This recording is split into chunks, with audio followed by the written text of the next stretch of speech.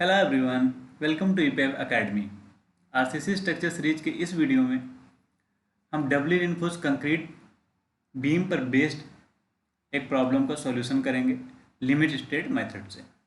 Problem है a doubly reinforced concrete beam of cross section 240 mm into 500 mm whose effective span is 5 meter.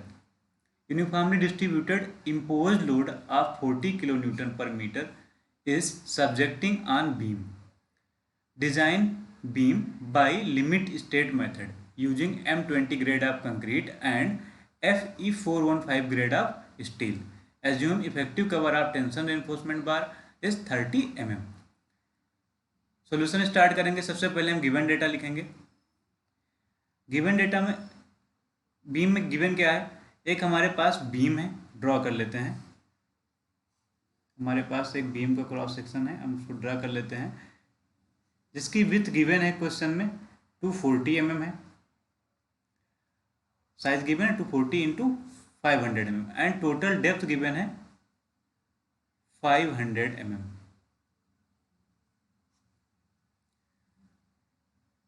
Effective span of beam given है 5 metre. Beam है, उसका span given है 5 metre. इसके side में हम draw कर लेते हैं। 5 मीटर का स्पान गिवन है 5 metre.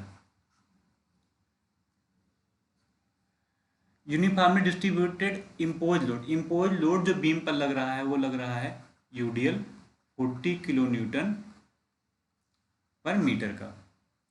Grade of concrete given है and grade of steel given है। इफेक्टिव कवर जो गिवन है, टेंशन और कंप्रेशन दोनों साइड में सपोज करते हैं।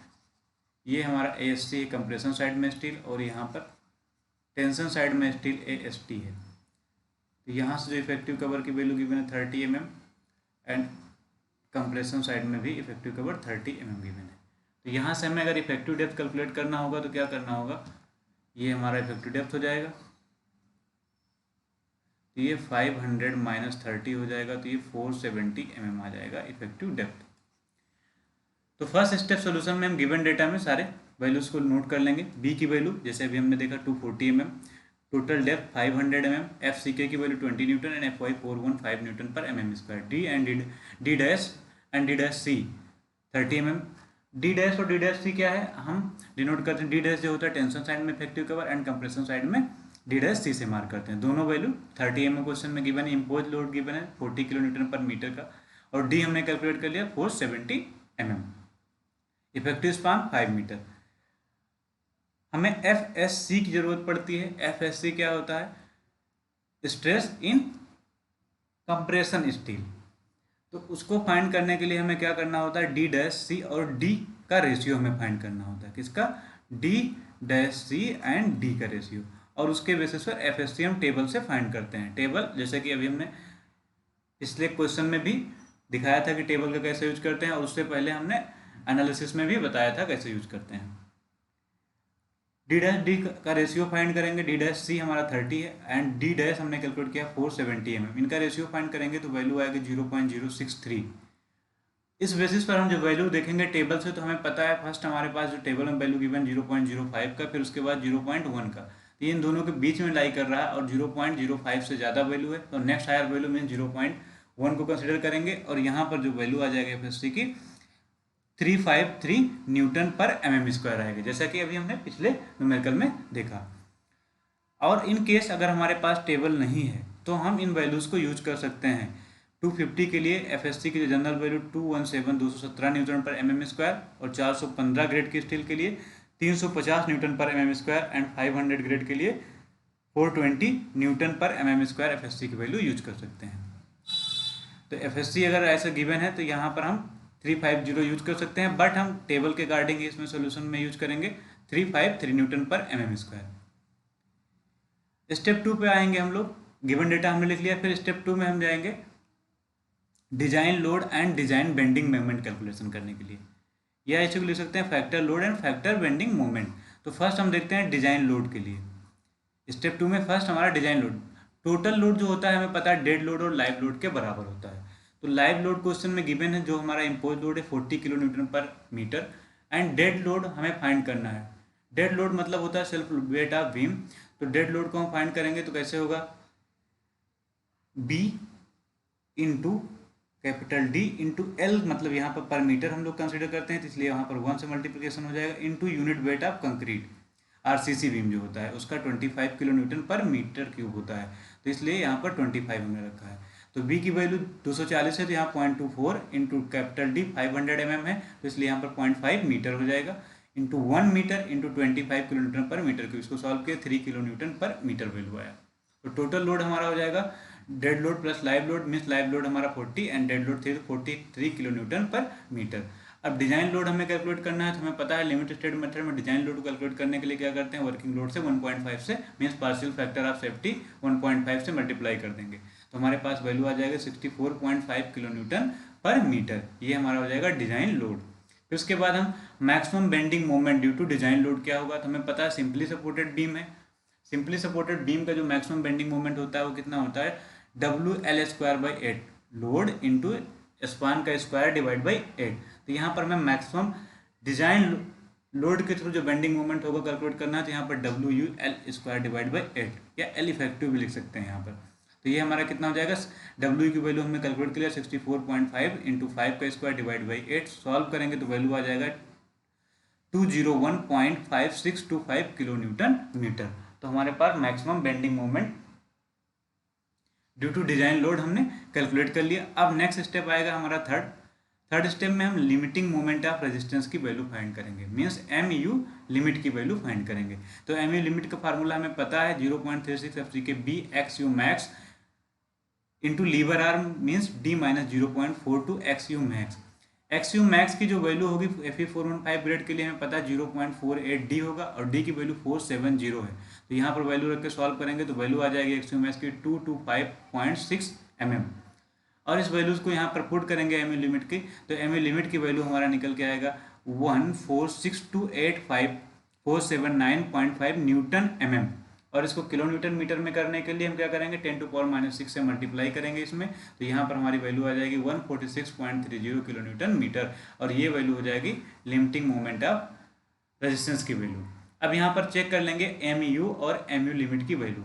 MU जो हमने कैलकुलेट किया और MU लिमिट की वैल्यू जब चेक करेंगे तो हम देख रहे हैं कि MU की वैल्यू जो है MU लिमिट से ज़्यादा आ रही है। MU हमारा क्या है, देखो MU की वैल्यू हमने यहाँ पर कैलकुलेट किया है 201.5625 किलो न्यूटन मीटर, और MU लिमिट क्या है 146.30, तो मीन्स MU की वैल्यू MU लिमिट से ज़्यादा है, मीन्स MU लिमिट से ज़्यादा है, इसलिए क्या है यहाँ पर हमें डबल रिइंफोर्स बीम डिजाइन करना पड़ेगा। अब इसके लिए हम क्या करेंगे, टोटल मोमेंट ऑफ रेजिस्टेंस की वैल्यू हमें पता है MU, तो यहाँ से हम MU2 फाइंड कर लेंगे। तो MU2 की वैल्यू, क्योंकि हमें पता है MU क्या होगा, MU लिमिट प्लस MU2 होता है, तो यहाँ से MU2 फाइंड कर सकते हैं ट्रांसफर करके MU minus MU limit. MU की वैल्यू पता है, MU लिमिट की वैल्यू पता है, रखेंगे और सॉल्व करने के बाद हमें वैल्यू मिलेगी MU2 की 55.2625 किलो न्यूटन मीटर।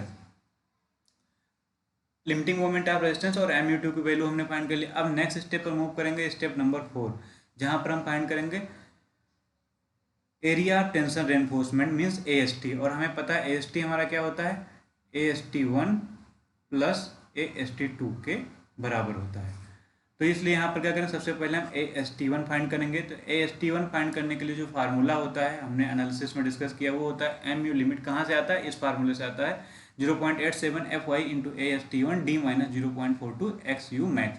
तो यहाँ से हम फाइंड कर लेंगे AST1 equal to MU limit divide by 0.87 FY D minus 0.42 XU max. सारी वैल्यूज हमने कैलकुलेट कर लिए, यहाँ पर MU लिमिट की वैल्यू पुट करेंगे,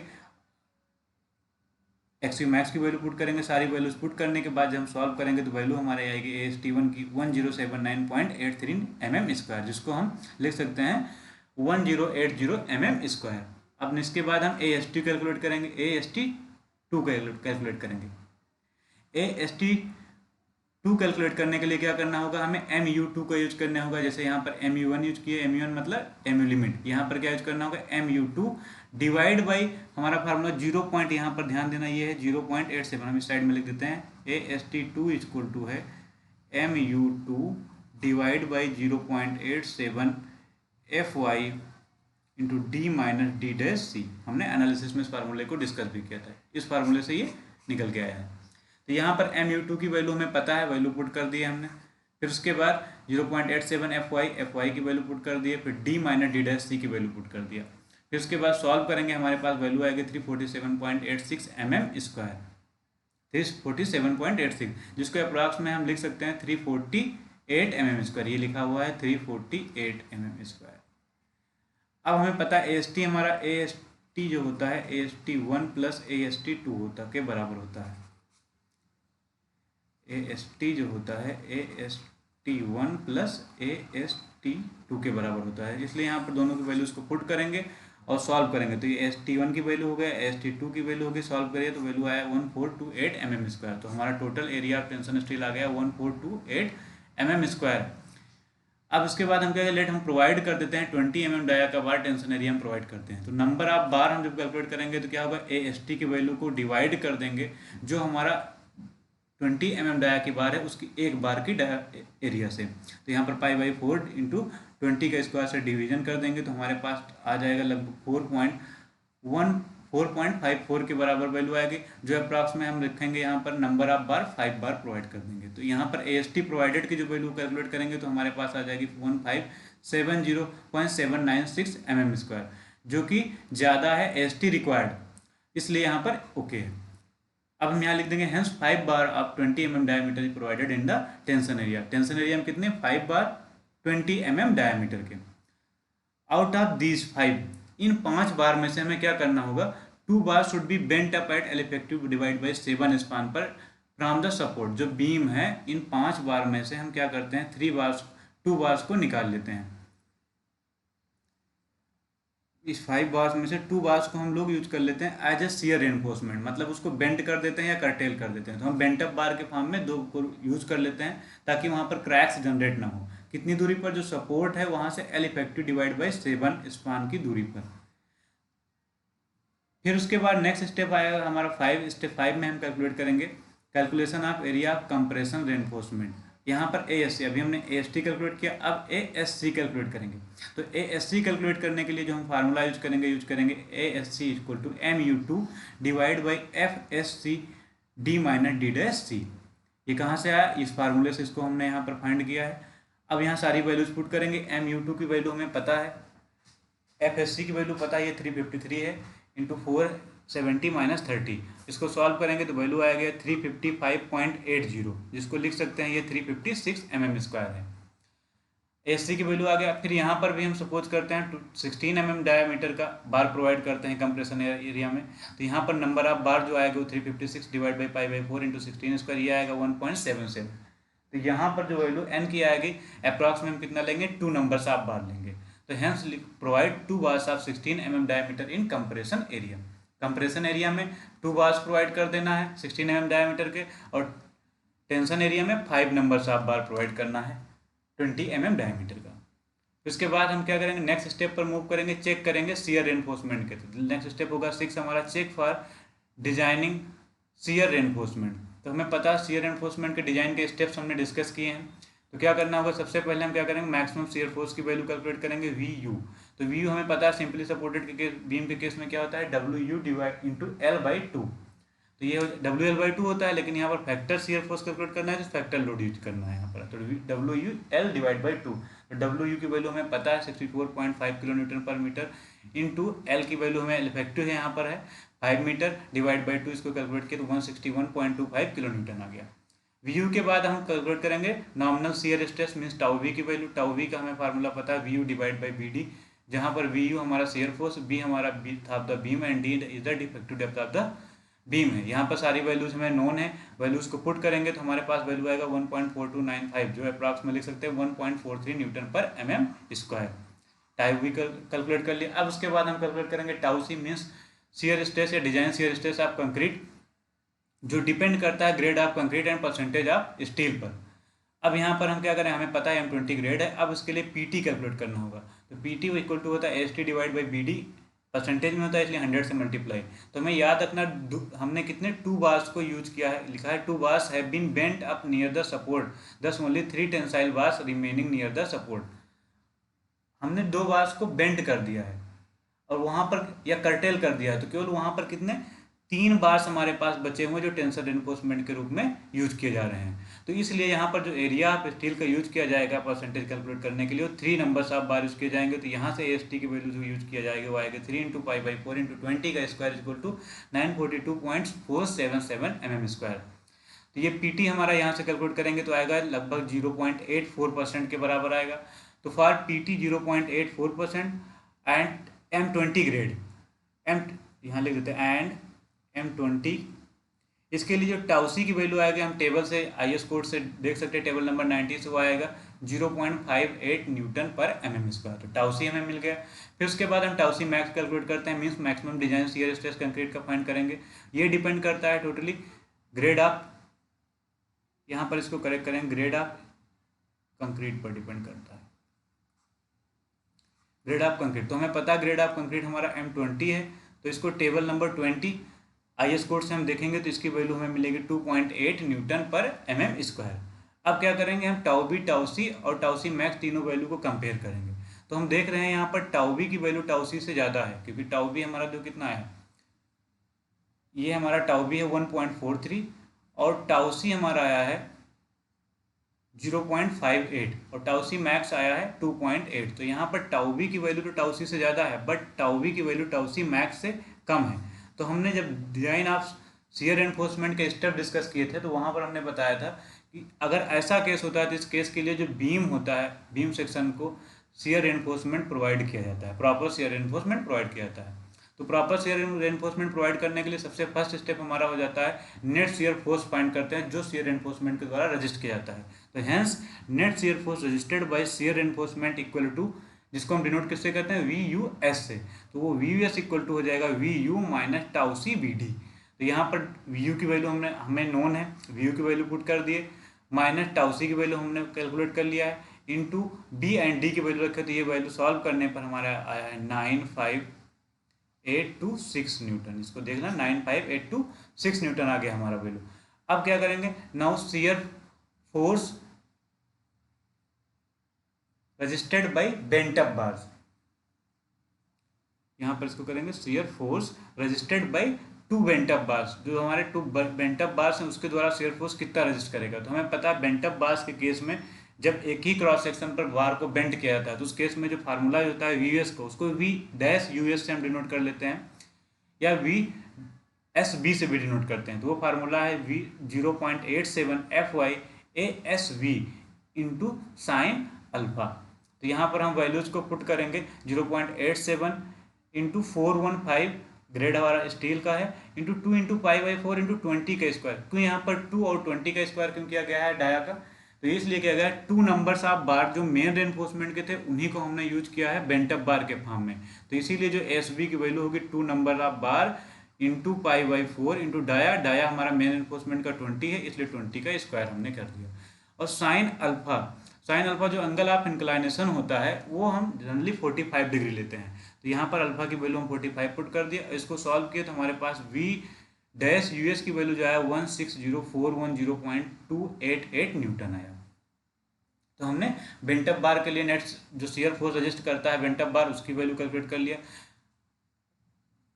बट हमारे कोड में गिवन है कि जो V-US है, मतलब जो शियर फोर्स बेंट अप बार के थ्रू रजिस्ट किया जाता है उसकी वैल्यू कभी भी VUS मतलब नेट शियर फोर्स जो शियर एनफोर्समेंट रजिस्ट करता है उससे ज़्यादा नहीं होता है। कितने ज़्यादा से, 50% से ज़्यादा नहीं होना चाहिए। ये 50% से इसके ज़्यादा नहीं, 50% मतलब VUS डिवाइड बाई 2। तो मीन्स क्या होगा, जो V-US की वैल्यू होगी less than or equal to VUS by 2 होगा। तो हेंस V-US की वैल्यू कितना हो जाएगा, VUS डिवाइड बाई 2। तो VUS की वैल्यू हमें पता है 95826 न्यूटन आया था, डिवाइड बाई 2 करेंगे तो हमारे पास आ जाएगा 47913 न्यूटन। अब जो रिमेनिंग हमारा शियर फोर्स बचा है उसके लिए हम वर्टिकल स्टीरस प्रोवाइड कर देंगे, ये हमारे कोडल प्रोविजन में गिवन है। फॉर रिमेनिंग शियर फोर्स, जो रिमेनिंग शियर फोर्स कितना बचा है, इसका हाफ यूज हो गया तो हाफ हमारा कितना बचा 47913 न्यूटन, उसके लिए हम प्रोवाइड कर देंगे वर्टिकल स्टीरस। और यहाँ पर हम एज्यूम करते हैं जो है 2 लेग वर्टिकल स्टीरस प्रोवाइड करेंगे 8 mm डायमीटर के लिए। तो यहाँ पर जो ASB की वैल्यू हो जाएगी, एरिया स्टीरस या एरिया शियर रेनफोर्समेंट, वो हो जाएगा 2, क्योंकि 2 लेग्ड है इसलिए 2 π/4 इंटू डाया ऑफ स्टीरस कितना 8 का स्क्वायर, तो ये आ जाएगा 100.53 mm²। इसके बाद हम फाइंड करेंगे स्पेसिंग बिटवीन स्टीरप्स। स्टीरप्स के बीच में हम स्पेसिंग फाइंड करेंगे। स्पेसिंग फाइंड करने के लिए फार्मूला हमें पता है 0.87 FISB into D divide by VUS। अब यहाँ पर ध्यान रखना, जो VUS यूज किया जाएगा, कौन सा यूज किया जाएगा, वो यूज किया जाएगा हमारा 95, जो हमारा वैल्यू आया था उसका हाफ। ये कहाँ पर है देखते हैं, ये वैल्यू हमारा है VUS का वैल्यू, ये आया था 95826 न्यूटन, तो उसका हाफ यूज होगा यहाँ पर। तो इसलिए यहाँ पर रखते हैं, देखो 95826 आया था VUS का वैल्यू स्टार्टिंग केस में। तो वर्टिकल स्टीरप्स यहाँ पर प्रोवाइड किया जाएगा इसके हाफ पोर्शन के लिए, क्योंकि हाफ शेयर फोर्स रजिस्ट कर लिया गया किसके द्वारा, बेंट अप बार के थ्रू। तो इसका बाई 2 हो जाएगा, तो ये आ जाएगा 47913। तो यहाँ पर जो VUS की वैल्यूज होगी वो हो जाएगी 47913। तो यहाँ पर सारी वैल्यूज को पुट करेंगे, तो सॉल्व करेंगे, तो स्पेसिंग की वैल्यू आ जाएगी 356 mm। अब क्या करेंगे हम इसी में चेक करेंगे for spacing of vertical stirrup. तो हमें पता है अकॉर्डिंग टू कोड जो मैक्सिमम वैल्यू होती है स्पेसिंग की वो मिनिमम होती है किससे, 0.75D और 300 mm। और इसके साथ में जो कैलकुलेट किया जाता है शेयर एनफोर्समेंट के लिए उन तीनों उसकी वैल्यूज में। तो देखते हैं ये 356 mm है, ये 352 mm आ रहा है, क्योंकि डी की वैल्यू 470 यहाँ पर रखेंगे तो आएगा 352 mm एंड 300 mm। तो इन तीनों वैल्यूज में जो हमारे सबसे कम वैल्यू है वही हमारी मैक्सिमम वैल्यू ऑफ स्पेसिंग होगी। तो यहाँ पर सबसे कम होगा 300 mm। तो यहाँ पर हम नोट करेंगे hence 2 legged stirrups of 8 mm dia will be provided at 300 mm centre to centre spacing. तो ये हो जाएगा spacing for the vertical stirrups. तो शियर एनफोर्समेंट का हमने डिजाइनिंग के लिए पूरा डिटेलिंग कर लिया। अब उसके बाद लास्ट स्टेप हमारा हो जाएगा डिटेल्स ऑफ रेनफोर्समेंट, मतलब एक बीम ड्रा करेंगे और जो भी कैलकुलेशन हमने किया उन सभी को उस बीम में मार्क कर देना है, रेनफोर्समेंट को भी हम वहाँ पर शो कर देंगे। तो हमने एक बीम ड्रा किया, उसका इफेक्टिव स्पान गिवन है 5 मीटर, 5 मीटर मार्क कर दिया। Depth of beam means total depth जो बीम का गिवन वो 500 mm गिवन है। 30 mm का यहाँ पर ये भी मार्क कर सकते हैं, 30 mm का इफेक्टिव कवर गिवन है दोनों साइड में 30 mm, ये भी मार्क कर सकते हैं। यहाँ पर हमने मेन बार प्रोवाइड कर दिया। मेन बार हमें जो कैलकुलेट किए हैं अभी कितना 5 नंबर्स ऑफ बार प्रोवाइड किए हैं 20 mm डायमीटर का, तो यहाँ पर 20 mm 5 हमने डिनोट कर दिया। फिर उसके बाद ऊपर जो हमारा यहाँ पर डबल रिइंफोर्स बीम है, तो यहाँ कंप्रेशन साइड में भी स्टील प्रोवाइड की गई, तो कंप्रेशन बार हो गया ऊपर हमारा। और ये कितने नंबर्स ऑफ बार हमने प्रोवाइड किया, 2 नंबर्स ऑफ बार प्रोवाइड किया है 16 mm डायमीटर का। और ये हमारा वर्टिकल स्टीरप्स है, वर्टिकल स्टीरप्स है, और ये कितना 2 लेग्ड वर्टिकल स्टीरप्स है 8 mm 5 का, मीन्स 8 mm डायमीटर का। कितनी दूरी पर प्रोवाइड किया गया अभी जस्ट हमने नोट किया है at the rate 300 mm centre to centre स्पेसिंग। 2 लेग्ड स्टीरप है 8 mm डायमीटर का, 300 mm centre to centre spacing पर ये प्रोवाइड किया गया। ये जो वैल्यू है यहाँ पर लिख सकते हैं, ये जो स्पेसिंग की वैल्यू होगी SV, ये कितने पर है 300 mm centre to centre spacing पर प्रोवाइड किया गया है। ये हमारा जो बार बेंटअप किया गया है यहाँ पर हम मार्क कर लेते हैं। जो हम कर्टेल करते हैं या तो बेंड करते हैं, हमने बेंटअप बार के लिए बात की, तो यहाँ पर क्या बार को हमने बेंड किया, रेनफोर्समेंट मेन बार से हमने यहाँ पर बेंटअप बार को प्रोवाइड किया है। तो यहाँ पर बेंड कर देंगे, ये फिगर में इसको ऐड कर लेना है सभी को। ये और कितने नंबर ऑफ बार बेंड हमने किया है, 2 बार्स को बेंड किया है। तो यहाँ पर हम मार्क करेंगे बेंटअप बार हो गया। ये कितने नंबर ऑफ बार है, 2 नंबर ऑफ बार है, 20 mm 5 का यूज किया हमने। और ये कौन सा बार है, ये हमारा बेंट अप बार है, बेंट अप बार। कितनी दूरी पर, L इफेक्टिव बाई 7, तो ये कितना हो जाएगा 714 mm इस साइड से भी और 714 mm इस साइड भी से भी, यहीं से हमने इस बार को बेंड किया। तो आई होप सभी को क्लास समझ में आई होगी। Thank you.